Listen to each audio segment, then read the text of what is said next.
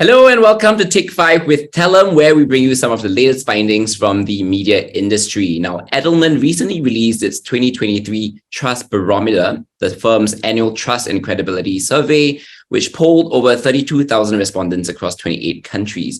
This report points particularly to a very polarized world brought about by economic anxieties, institutional imbalance, mass class divide, and disinformation. Joining us to shed more light on the findings is Julia Wei, CEO of Edelman Singapore. Julia, thanks for joining us. Thanks for having us. Now, according to the report, the media does not seem to be trusted in general. Why do you think this is so, and how worried should people in the media and comms industry be?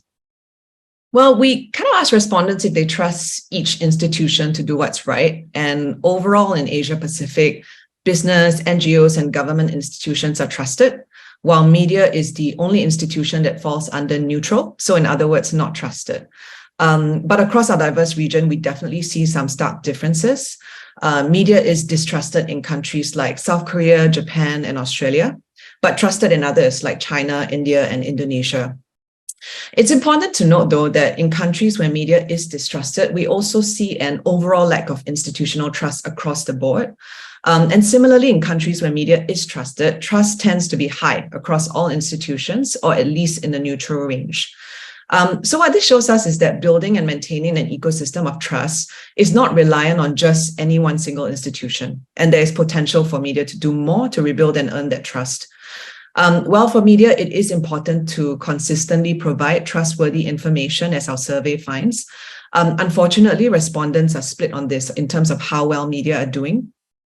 44% in the region think that media is a reliable source of trustworthy information, while 39% think that media is a source of false or misleading information. So changing the perceptions of this 39% could be a key focus for media as an institution.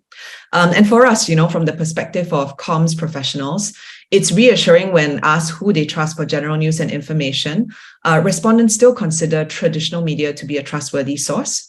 But on the other side of the scale, social media is seen as a distrusted source.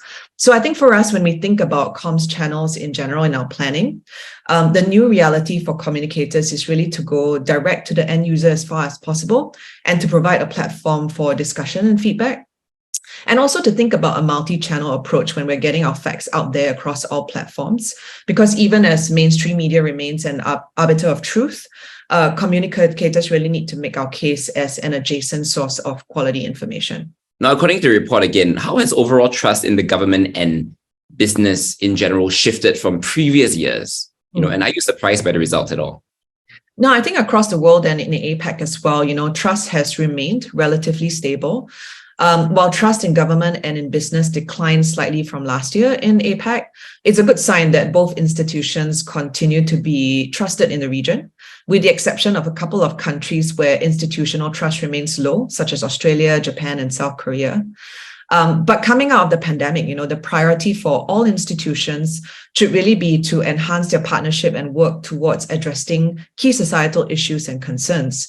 Our survey revealed that across key issues such as climate change, discrimination, and income inequality, respondents feel that government and business should be working in partnership. And they feel that, this partnership could yield 3 times more optimal results than if business were to go at it alone. And we see some great examples of it here in Singapore, close to home. The government has been working closely with the private sector on a range of initiatives around low carbon technologies. Last year became a partner of the First Movers Coalition, where we see sort of like comprising of both companies and governments committed to the decarbonization of emissions-intensive sectors. So, that's a great example. For us at Edelman, we believe that action earns trust, and leaders and institutions are expected to lead the fight for change and societal betterment. And every institution has a role to play individually or working together, as our survey shows. Economic optimism also seems to be collapsing around the world. Your survey points to the fact that most of them do not believe that their families will be better off in 5 years. How founded are these anxieties? Yeah, exactly right. In response to that question about whether their family will be better off in 5 years, 24 out of 28 countries surveyed an all-time low this year. And also job loss and inflation are the top personal economic fears that respondents are facing, which could point to why, that economic sort of pessimism. If we think about the timing of the survey last year, so it was around the November period, we know the experts had been predicting a recession for a while. When you combine that with the mass layoffs that we had been seeing taking place around the world, I think this certainly would have reinforced that perception that our financial prospects had never been worse. So yeah, I think, if we think about that sort of perspective and where they were in the scheme of things in November, it probably explains that pessimism.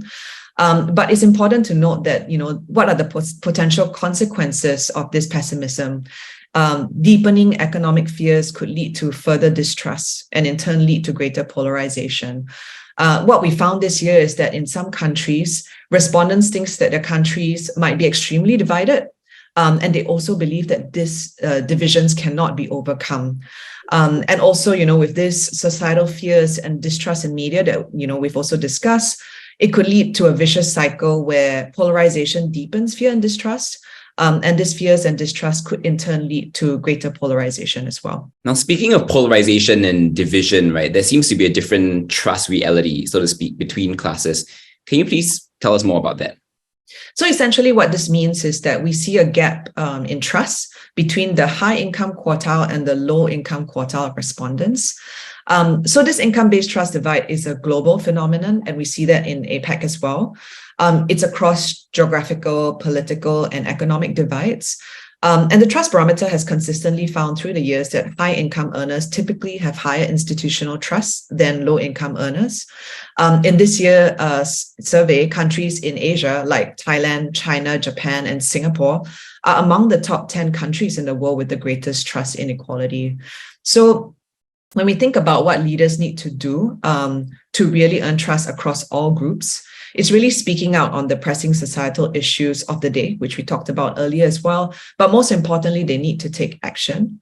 Our Trust Barometer provides evidence that, business leaders need to continue to weigh in and lead on societal issues, especially in countries like China, India, Thailand. A majority believe that business can avoid being political when it addresses societal issues. So there shouldn't be a barrier in getting involved as well.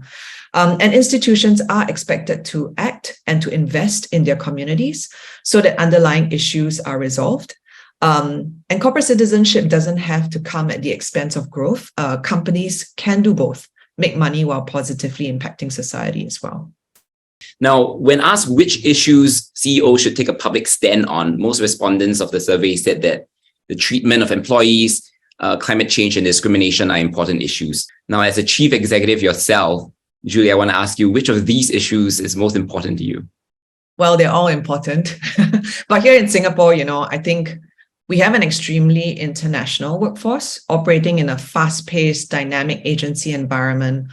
And you probably feel this too. We're doing this on Zoom. The world has really changed post-pandemic. So it's really important to try to address new realities and modern priorities of our talent and our clients, with a fresh perspective. For me as a CEO, when I think about the team, the main thing is I really hope to provide a sustainable, safe, and inclusive work environment that brings out the best in people so they can do their best work and also, achieve what they need to in life as a whole. So it's important to continue to look into inclusiveness in the workplace, work-life management, diversity and representation, and also correcting bad behavior when it comes to prejudice and unconscious bias. So it's work in progress. I think these things, are constantly optimized and we need to constantly modernize them. But some examples, right? We introduced our fluid return to office policy last year. And our sort of policy is 60% in office across a month, but with the flexibility of how you spread that 60% of time. Another example is we've updated our parental leave policy for newborn care. We renamed this to primary and secondary caregiver rather than classifying this according to traditional gender roles. So I think it also, helps support working moms, but also dads, or even, other roles that people might play in families. I'm also a founding member of the Singapore chapter of Global Women in PR. So we are a nonprofit organization that looks into providing development, leadership, and mentoring support for women in the industry. So I think, it's just a community that comes together and helps women, go through and think through these modern challenges that they face as well.